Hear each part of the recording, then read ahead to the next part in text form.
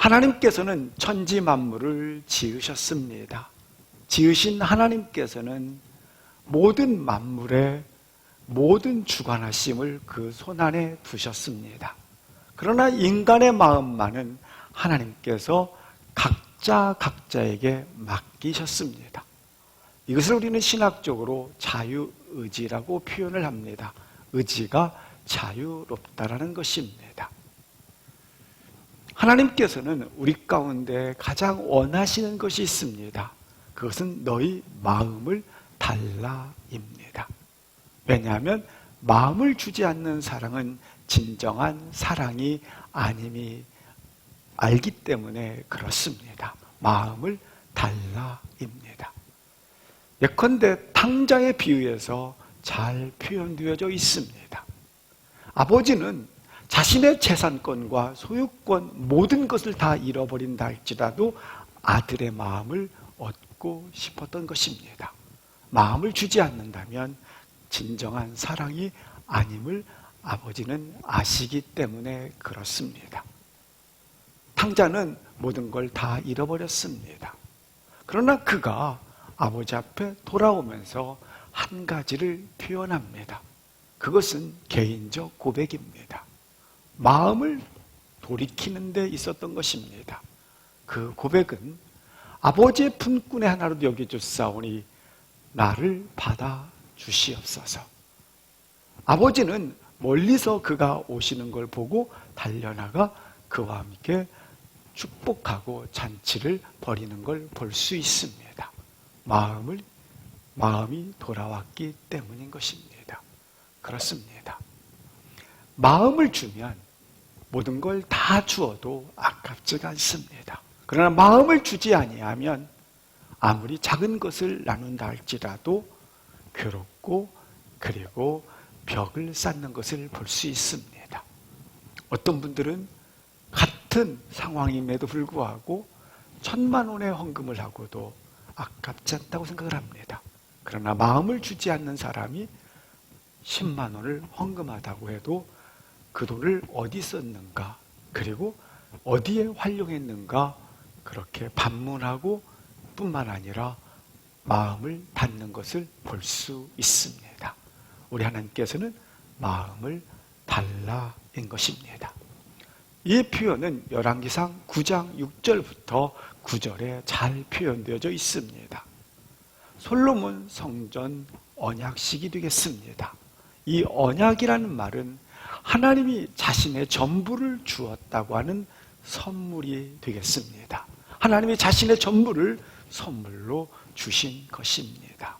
6절 말씀에 보면 다른 신을 섬긴다면 법도를 지키지 아니한다면 너희가 따르지 아니한다면 오늘 7절 말씀처럼 끊어버릴 것이다 라고 말씀을 하고 있습니다.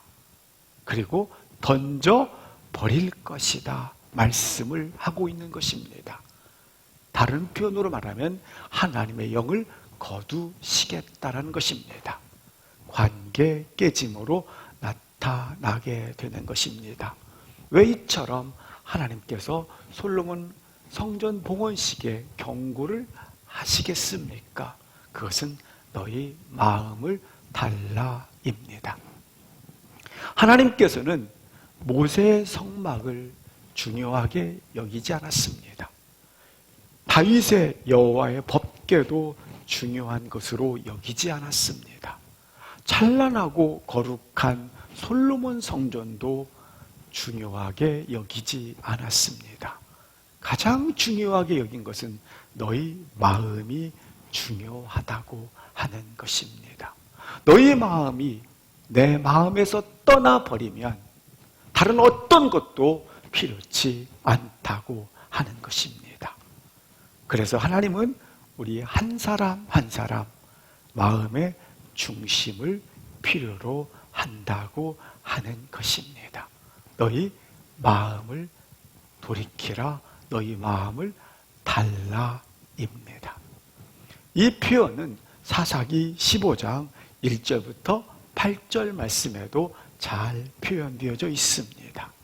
우리의 마음이 어두운데 어두운 마음에 새롭게 하기 위해서 선한 오래된 봉사를 합니다. 영적 체험도 합니다. 그러나 오래된 선한 봉사도 영적 체험도 마음을 새롭게 할 수 없다라는 사실입니다. 마음을 새롭게 하는 영적 원리가 하나 있다면 새롭게 하는 영, 성령님이 들어오는 길밖에 없는 것입니다. 근데 이 성령님이 들어올 수 있는 유일한 통로는 개인적 고백이 되는 것입니다. 그러므로 동반자에게 개인적 고백을 할 수 있는 기회를 주십시오입니다. 여기에 보면 삼손의 모습이 표현되어져 있는데, 삼손은 블레셋 여인과 결혼을 하게 되었고 블레셋 땅에서 7일간의 축제를 벌이게 됩니다. 아내를 보지 못했기 때문에 미안한 마음이 있어서 염소 새끼를 가지고 장인의 집에 가게 됩니다. 쾅쾅쾅 문을 열어주시오.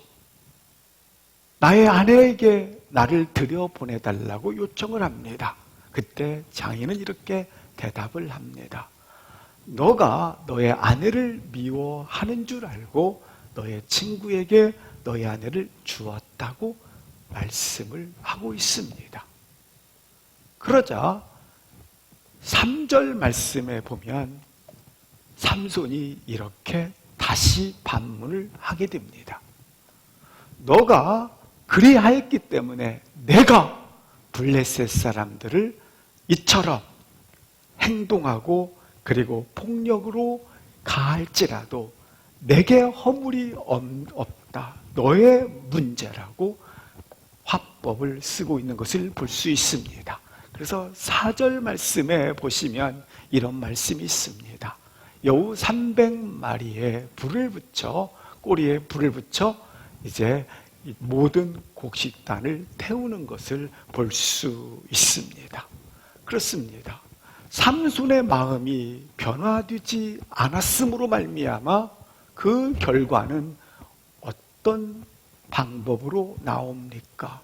아무리 지정의가 강화되어 있다 할지라도, 그리고 이처럼 육체가 연습되었다 할지라도 자신의 감정적 상태가 그대로 표출이 되어지고 자신이 가지고 있는 열악한 환경, 재정적 상태, 자신이 가지고 있는 열등감들이 그대로 표현되어지는 것을 볼 수 있습니다. 따라서 아무리 지정의를 강화시키고 육체 연습을 한다 할지라도 마음의 동기가 바꿔지지 않으면, 새로워지지 않으면 때가 되면 어느 날 터져 나오는 것을 볼 수 있습니다. 동일한 본문 속에 이렇게 기록되어져 있습니다. 이런 삼손에게 이 마음 가운데 주의 신이 갑자기 임함으로라는 말씀이 기록되어져 있습니다. 뿐만 아니라 여호와의 신이 그에게 이끌어 주셨다. 여호와의 신이 그를 이끌어 가매라고 기록되어 있습니다. 이렇게 3번 여호와의 신, 성령님이 갑자기 그에게 임하사라고 기록되어져 있습니다. 그렇습니다. 빛이 그에게 들어옴으로 말미암아 그가 감사하게 하나님의 뜻에 걸어갈 수 있는 것을 볼 수 있습니다. 우리가 지정의를 강화시키고 육체 연습을 한다 할지라도 결국 나오는 것은 자신이 가지고 있는 재정적 상태, 자신이 가지고 있는 자존심, 자신이 가지고 있는 연약한 마음, 그리고 자신이 가지고 있는 열등감들이 동일하게 표현되어진다라고 하는 것입니다. 그러므로 반드시 뭐가 새로워져야 된다? 마음이 개인적 고백을 통해서 성령님이 들어올 때만이 새로워진다라고 하는 것입니다. 그러므로 영이 들어와서 성령님이 정의를 지배하고 육체를 이끌어가는 그런 한 영으로 세워지기를 기도합니다.